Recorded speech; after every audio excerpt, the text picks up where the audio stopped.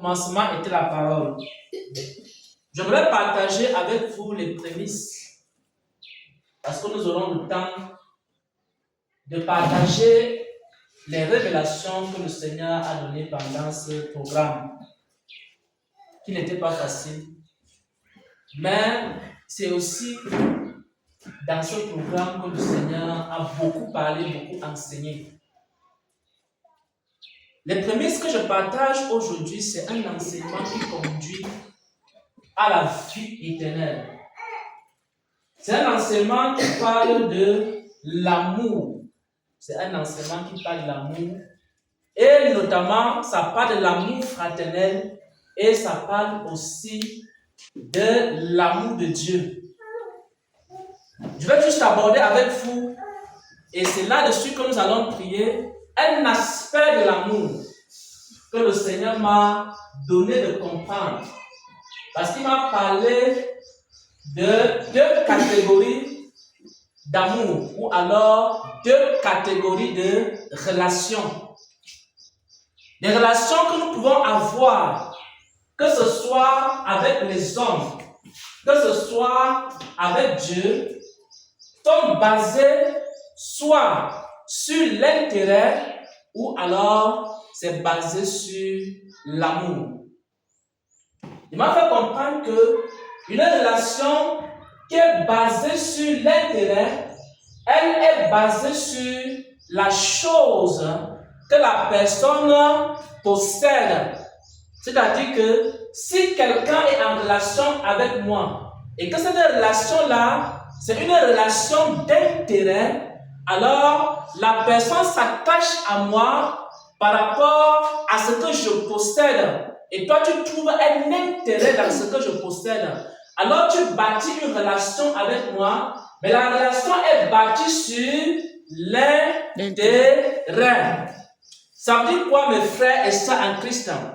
Ça veut dire que si la relation est bâtie sur le fait que j'ai un certain pouvoir et je peux utiliser ce pouvoir-là pour t'aider dans certaines choses, lorsque je vais perdre ce pouvoir, alors tu vas mettre un terme à la relation. Ça veut dire également quoi? Ça veut dire que si la relation était basée sur le fait que je suis une personne riche qui a de l'argent, lorsque mes affaires vont faire faillite, alors la relation va commencer aussi à être instable. C'est la raison pour laquelle vous allez vous rendre compte qu'il y a beaucoup d'instabilité dans les relations de plus en plus aujourd'hui. Quand quelqu'un perd son travail, automatiquement il perd ses amis. Automatiquement il perd ses relations. Pourquoi? Parce que les personnes étaient attachées à lui à cause de ce travail qu'il avait. À partir de ce travail-là, il pouvait aider les gens, il pouvait leur donner de l'argent, il pouvait également les mettre dans certains postes de l'entreprise. Pourquoi? Parce qu'il était dans l'entreprise, il avait l'argent, il avait des relations. On appelle ce type de relation-là, c'est une relation bâtie sur l'intérêt. La relation bâtie sur l'intérêt, ça peut aussi être quoi? Ça peut aussi être que la personne a une certaine beauté ou alors une certaine renommée. C'est-à-dire, lorsqu'on épouse une femme pour sa beauté, et vous savez que à partir de 40 ans, 50 ans, la beauté commence à décliner comme le soleil qui se couche. À ce moment-là, c'est là où les hommes commencent à prendre la deuxième et la troisième femme. Pourquoi? Parce que la relation était une relation charnelle. La relation était une relation bâtie uniquement sur la beauté. Il y a d'autres qui bâtissent la relation sur la renommée. Et lorsque la personne perd la renommée, alors la relation commence également à battre de l'aile. La relation commence à devenir instable. Et le Seigneur m'a enseigné ces choses. Il me faisait comprendre que dans les relations humaines, et c'est la raison pour laquelle les hommes se séparent, dans les relations humaines, la plupart des personnes bâtissent la relation sur la base des intérêts. Et lorsque l'intérêt n'est plus là, les gens commencent à vous quitter, à vous abandonner. Parce que je suis avec cet homme-ci parce qu'il a de l'argent. Je suis avec cet homme-ci parce qu'il a le pouvoir. Je suis avec cet homme-ci parce qu'il a des relations. Je suis avec cette personne parce qu'il y a ceci ou bien cela dans sa vie. Et le jour que tu commences à perdre ces choses-là, tu vois comment tes amis commencent à t'abandonner. Tu vois comment tu te retrouves seul. Pourquoi? Parce que les personnes qui étaient avec toi à cause de ce que tu as, à cause de ce que tu possèdes. Maintenant, il y a une autre relation. La relation basée et bâtie sur l'amour. Dans la deuxième relation, les gens viennent à toi, les gens établissent une relation avec toi sur la base de ce que tu es et non sur la base de ce que tu possèdes ou alors et non sur la base de ce que tu as. Et maintenant, voici ce qui est important pour nous aujourd'hui qui voulons entrer au ciel. Le Seigneur me faisait comprendre que si quelqu'un veut entrer au ciel, écoutez attentivement la parole de Dieu. Écoutez attentivement la révélation de Dieu. Écoutez attentivement le message de Dieu. Si tu es un chrétien ou alors une chrétienne et tu as l'ambition d'entrer au ciel, il faut que tu saches une chose. Il faut que tu aies une relation avec Dieu. Il faut que tu aies une relation avec Dieu. Mais il y a deux types de relations que tu peux avoir avec Dieu. Il y a la relation bâtie sur un intérêt. Il y a aussi la relation bâtie sur l'amour. C'est-à-dire quoi? Il faut que tu commences à chercher Dieu. Non pas pour ce qu'il te donne. Non pas parce qu'il a le pouvoir de te protéger. Non pas parce qu'il a le pouvoir de te donner le mariage. Non pas parce qu'il a le pouvoir de te donner un travail. Non pas parce qu'il a la capacité de faire telle ou telle chose dans ta vie. Mais il faut que tu commences à chercher Dieu pour ce que Dieu est. Il faut que tu commences à chercher Dieu pour connaître Dieu. Il faut que tu commences à chercher Dieu. Parce qu'il a dit quoi? Il a dit, cherchez-moi et vous vivrez. Il faut que tu cherches à connaître Dieu. Parce que tu veux manifester sa sainteté. Parce que tu veux faire quoi? Parce que tu veux ressembler à Dieu. Parce que tu veux ressembler à Dieu. Parce que tu l'aimes. Parce que tu veux t'attacher à lui. Parce que tu veux faire comme lui. Parce que tu veux être comme lui. Et si tu établis cette relation-là, et que ce n'est pas une question d'intérêt, alors ce qui est sûr, mon frère, ce qui est sûr, ma soeur, c'est que tu ne peux pas rater le royaume des cieux. Pourquoi? Parce que Dieu vient chercher une épouse. Une épouse, c'est quoi? Une vraie épouse, c'est quoi? Une vraie épouse, c'est une personne qui s'est attachée à une autre. Non pas pour ce que la personne possède, mais pour ce que la personne est. Et c'est la raison pour laquelle, si un chrétien, une chrétienne, commence à avoir des problèmes, que je n'ai pas de quoi manger, je ne viens plus à l'église, cette personne-là, en réalité, elle ne cherche pas Dieu pour ce que Dieu est, elle cherche Dieu pour ce que Dieu possède. Donc, si quelqu'un commence à dire, voilà 3 jours que je n'ai pas mangé, voilà l'âge qui avance, et maintenant, je n'ai pas de femme, et maintenant, je n'ai pas de mari, et maintenant, je ne vais plus venir à l'église, parce que Dieu doit me donner ceci, parce que Dieu a le pouvoir, parce que Dieu a la capacité, parce que Dieu peut me donner ça, mais il ne me donne pas. Et comme Seigneur, tu ne me donnes pas, moi aussi je ne viens pas à l'église. Ça veut dire que la relation que tu as bâtie avec Dieu n'est pas une relation d'amour, c'est une relation par intérêt. Bien-aimés frères et sœurs en Christ, laissez-moi lire un passage des Saintes Écritures avant qu'on ne commence la prière. Nous sommes dans Romains 8, à partir du verset 35, qui va nous séparer. Romains 8 au verset 37, 35, qui nous séparera de l'amour de Christ? Est-ce que c'est la tribulation? Il y a des personnes que lorsque la tribulation commence, c'est à ce moment-là qu'il commence à régner Dieu. Parce que la relation qu'il avait avec Dieu était une relation par intérêt. Et lorsque la souffrance commence, il dit que non, je n'ai pas cherché Dieu pour souffrir. Je n'ai pas cherché Dieu pour que le moustique me pique. Je n'ai pas cherché Dieu pour avoir un problème dans ma vie. Je n'ai pas cherché Dieu pour aller en prison. Je n'ai pas cherché Dieu pour ne pas avoir de quoi manger. Je ne peux pas servir le genre de Dieu là. Le genre de Dieu qu'on me met en prison. Le genre de Dieu que j'ai des problèmes pour manger. Le genre de Dieu que je n'arrive pas à faire ceci ou cela. Je n'ai pas servi ce Dieu-là. Je ne peux pas le servir. Pourquoi? Parce que la tribulation est arrivée. Et les pensées aussi ont commencé à changer. Il faut que tu serves Dieu seulement dans le palais. Il faut que tu serves Dieu seulement au milieu des poulets. Il faut que tu serves Dieu seulement au milieu de la boisson. Que tu serves Dieu seulement au milieu des richesses. Que tu serves Dieu seulement quand c'est bien. Mais quand ce n'est pas bien, tu commences à dire à Dieu, oh Seigneur, pourquoi tu m'as créé? Oh Seigneur, tu ne vois pas mes problèmes. Tu ne vois pas ma souffrance. Tu ne vois pas que je suis fatigué. Tu ne vois pas que je suis aveugle. Tu ne vois pas que je t'ai trop servi. Tu ne vois pas que j'ai fait ceci. Tu ne vois pas que j'ai fait cela. Tu faisais ces choses-là. Tu faisais tout cela pourquoi? Parce que tu avais un intérêt. Parce que tu avais un intérêt. Tu ne voulais pas ressembler à Jésus. Tu ne voulais pas être comme lui.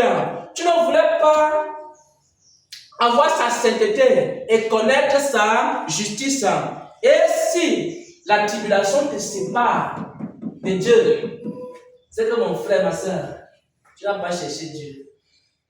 Tu l'as cherché dans une relation basée sur un intérêt. Alors, on a dit tribulation. Est-ce que c'est l'angoisse? Deuxième chose, qui va nous séparer de l'amour de Christ. Les angoisses commencent dans la vie. Et tu es oppressé par les forces du mal. Tu commences à être angoissé. Les situations arrivent, ça commence à se stresser. Tu dis non, je vais abandonner le Seigneur Jésus. Il y a tout le stress dans ma vie. Il y a toute l'angoisse. Pourquoi est-ce que moi qui sais Dieu, je me trouve toujours dans les situations où je suis stressé, je suis angoissé? Alors, tu dis, je ne veux plus servir le Seigneur. Alors, ta relation avec Dieu était une relation par intérêt. Ou alors, la persécution. Quand tu commences à être persécuté, quand on commence à se moquer de toi, et puis tu abandonnes la vie chrétienne, tu abandonnes la foi, tu n'as jamais vraiment cherché Dieu. Ça veut dire que la relation aussi était une relation par intérêt. On dit encore quoi ici? Dans Romains 8 au verset 35. Est-ce que c'est la fin?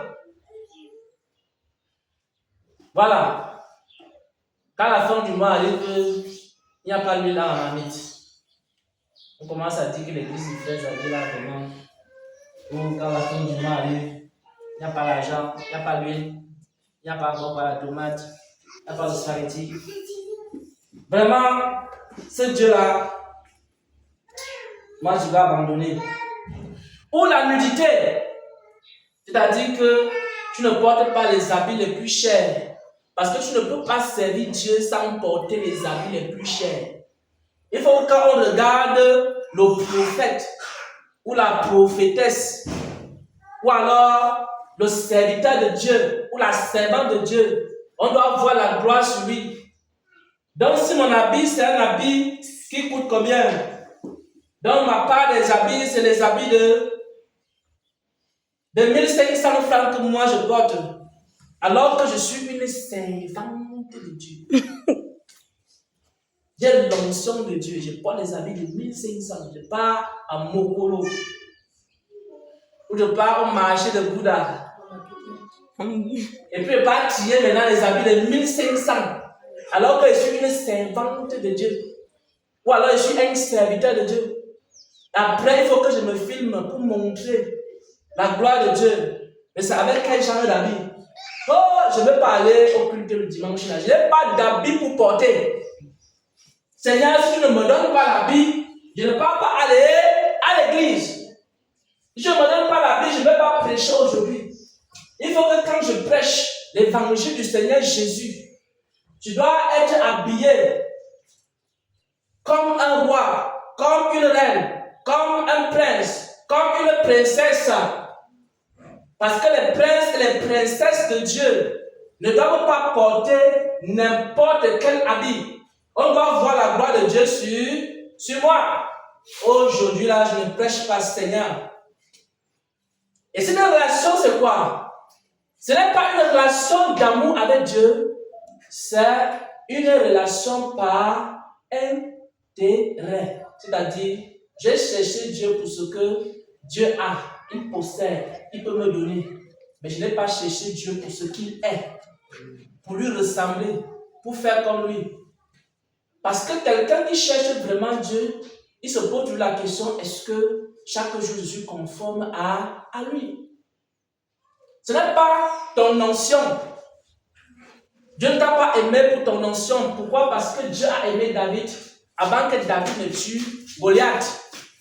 Dieu a aimé David avant que David ne mène les grands combats qu'il a menés. Dieu a aimé Abraham quand Abraham était encore dans la maison de son père. Dieu a aimé le monde quand nous étions encore dans le péché. Parce que Dieu prouve son amour envers nous. Parce que lorsque nous étions encore pécheurs, Christ est mort pour nous. Et nous également, en retour, nous devons commencer à le chercher. Parce que Dieu ne nous a pas aimés parce que nous prêchons trop. Dieu ne nous a pas aimés parce que nous sommes trop saints. Je sais qu'il y a beaucoup de gens ici, quand ils commencent à faiblir un peu, « Oh Seigneur, j'ai faibli, je suis tombé, j'ai des problèmes spirituels, ça ne va pas, je ne dors pas bien la nuit, je ne m'en sors pas, vraiment mon cœur n'est pas bien. » Et il commence à dire à Dieu, « Oh Seigneur, je suis sûr que tu ne m'aimes pas. Dieu ne t'a pas aimé parce que tu es trop saint, ou alors parce que tu es trop sainte. Dieu nous a tous aimés parce que nous sommes encore pécheurs. La plupart d'entre nous, nous étions dans des abominations. Il y a certains d'entre nous qui étaient dans la fosse, dans les ténèbres des ténèbres. Il y a plusieurs d'entre nous qui étions des impudiques. Il y a plusieurs d'entre nous qui étions des petits bandits et des petits voleurs. Il y a plusieurs d'entre nous, on était des escrocs et des menteurs. La plupart d'entre nous, nous étions quoi encore? Des idolâtres, des adorateurs de crânes, d'idoles. La plupart d'entre nous étions quoi? Lorsque Christ est mort pour nous, lorsque Christ a toqué à notre porte, nous étions des personnes méchantes, des personnes impures, des personnes idolâtres, des personnes livrées au péché. Mais Dieu n'a pas regardé à cela. Mais Dieu n'a pas regardé à ces choses. Mais Dieu nous a tendu la main. Et Dieu a fait quoi? Il nous a rachetés. Il a fait encore quoi? Il nous a sanctifiés. Il a fait encore quoi? Il a commencé à nous enseigner sa parole et à nous revêtir de justice. D'où vient-il qu'aujourd'hui, tu crois que Dieu t'aime parce que tu as trop l'onction? Ce n'est pas ton onction qui fait que Dieu t'aime. Que tu aies l'onction, que tu n'aimes pas l'onction, Dieu t'a aimé. Alléluia. Et Dieu t'aime. Ce n'est pas parce que tu as les visions. Oh, Dieu aime tous les gens ici là. Il a donné les visions à la sœur divine. Il ne m'a pas donné les visions. Seigneur, donne-moi aussi les visions. Tu ne m'aimes pas. Tu ne m'aimes pas. Je vais quitter l'église. Ça, c'est quelle église ça? Tout le monde a les visions. Moi, je n'ai pas la vision. Tout le monde dit ainsi par l'éternel. Il ne parle pas ainsi par l'éternel. Pourquoi c'est comme ça? Dieu, tu fais les combines. Dieu, je ne peux pas accepter ce genre de choses-là. Je vais quitter l'église. Je vais fuir l'église. Je ne suis pas content. Quand tu aies les visions, quand tu n'aimes pas les visions, Dieu ne t'a pas aimé à cause des visions, à cause des révélations, à cause des chansons que tu chantes. Avant même que tu ne saches chanter, avant que tu ne prennes le micro, Dieu t'avait déjà aimé. Dieu t'avait déjà choisi. Dieu t'avait déjà sauvé. D'autres te disent, Seigneur, donne-moi aussi l'intelligence. Il y a des hommes dans mon église, ils sont trop sages, ils sont trop intelligents. Et moi, je n'ai pas une grande connaissance. Quand on dit qu'il faut faire Internet, je n'arrive pas à bien écrire, je n'arrive pas à bien lire. Je ne connais même pas parler français, je ne connais même pas parler anglais, je ne connais même pas les choses des gens qui ont beaucoup fréquenté. On les appelle les longs crayons. Je suis au milieu des longs crayons. Seigneur, tu ne m'as pas aimé. Pourquoi mes parents ne m'ont pas mis à l'école? Pourquoi tu ne m'as pas donné la sagesse de Daniel? Dieu s'en fout que tu es le long crayon, que tu n'es pas le long crayon, que tu connais ou tu ne connais pas. Il t'a aimé. Il t'a aimé sans condition. Il t'a aimé comme tu es, avec ou sans long crayon, avec ou sans connaissance. Le Seigneur t'aime. Il y a d'autres qui disent, vraiment, il y a longtemps, je n'arrive pas à me sanctifier comme les autres. Je suis le dernier dans l'assemblée ici. Je suis le dernier des personnes ici là. Parce que les gens arrivent à jeûner. Moi, je n'arrive pas à jeûner. Les gens font les 42 jours de jeûne. Les gens font les 21 jours de jeûne. Quand je suis à mon deuxième jour de jeûne, tu vois comment mon ventre commence à faire un genre. Tu vois comment ma tête commence à tourner. Moi, je vois d'autres frères et sœurs. Ils font 10 jours de jeûne. Et il n'y a rien qui se passe. Mais moi, quand je suis au troisième jour de jeûne, je commence à voir les étoiles. Je commence à voir la lune. Je commence à sentir que je vais mourir. Oh Seigneur, est-ce que je vais arriver au ciel? Est-ce que je vais aussi m'en sortir? Je suis parmi les héros de la foi. Et moi, je l'aime bien. Il faut que je fuis ces gens. Je ne suis pas comme eux. C'est sûr que je ne suis pas un vrai chrétien. Avec ou sans tes capacités, avec ou sans tes capacités, Dieu t'a aimé.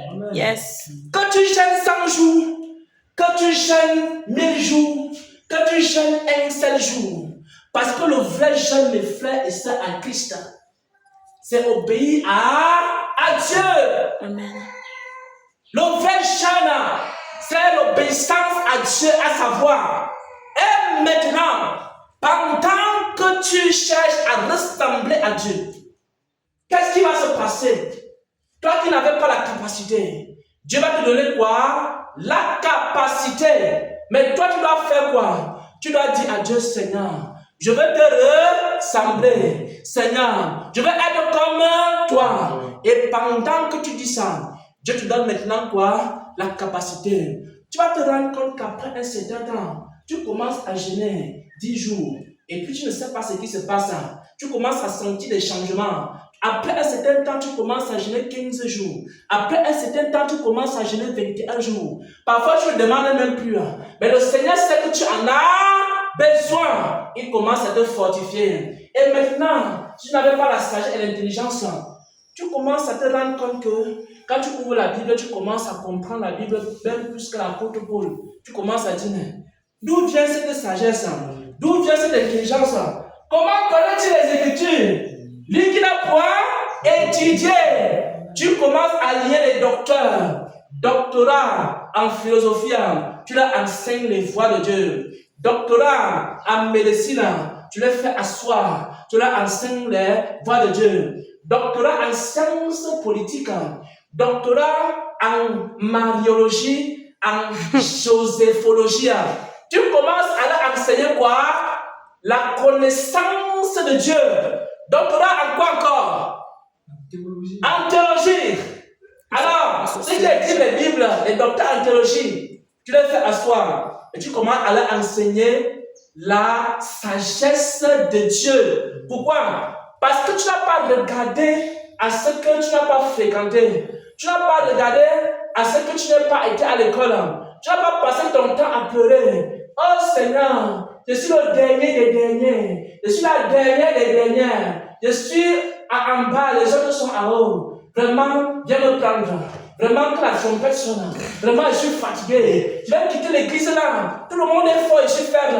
Tout le monde a ceci, je n'ai pas cela. Dieu s'en fout. Dieu s'en fout que tu aies, que tu n'aies pas. Il ne t'a pas aimé pour cela. Maintenant, pourquoi Dieu t'a aimé? Dieu t'a aimé simplement parce que tu es son enfant. Parce que tu veux lui ressembler. Parce que tu veux être comme lui.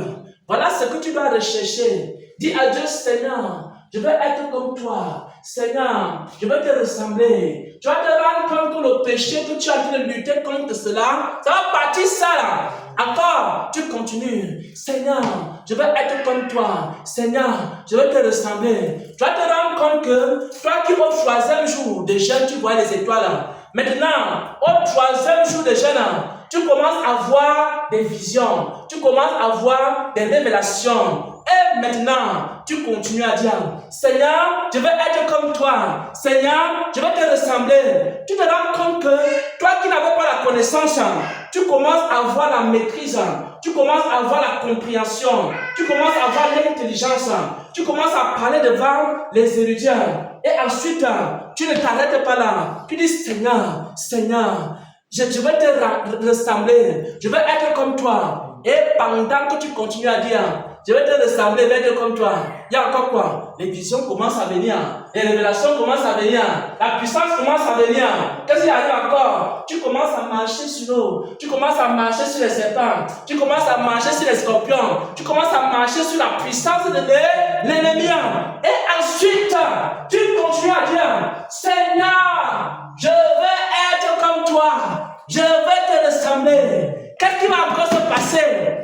Le péché qui a dominé sur toi là, le péché qui a été enraciné en toi, le péché qui avait dit que tu ne vas jamais le vaincre là, parce que tu as vaincu tous les péchés. Mais le péché là a dit que parmi tous les péchés que tu as vaincus, moi je suis là. Moi je suis là. Quand tu veux avancer, il te retient. Quand tu veux progresser, il t'empêche. Quand tu veux aller de l'avant, il te retire en arrière. Quand tu montes comme ça, tu arrives, tu vas toucher Jésus. Le péché l'a dit non, ce n'est pas le moment. Tu ne peux pas toucher Jésus. Il te ramène encore en arrière. Tu commences à pleurer. Oh Seigneur, je suis le dernier des hommes. Je suis la dernière des servantes de Dieu. Et pendant que tu pleures ainsi, je te demande simplement de lever tes regards vers le ciel. Arrête de penser à ton péché. Arrête de penser à tes problèmes. Arrête de penser à ta situation. Ma situation est trop difficile. Mon péché est trop compliqué. Je suis trop ceci. Je suis trop cela. Dis à Dieu, Seigneur, je vais te ressembler. Et pendant que tu dis cela, tu te rends compte que le péché a été brisé. Tu te rends compte que les liens ont été coupés. Tu te rends compte que tu as été affranchi. Parce que vous connaissez quoi? La vérité. Et la vérité va vous affranchir. Et voilà le message de ce matin. Avant que nous commencions la prière, nous allons dire à Dieu, Seigneur, Seigneur, nous sommes là. Et nous voulons avoir quoi?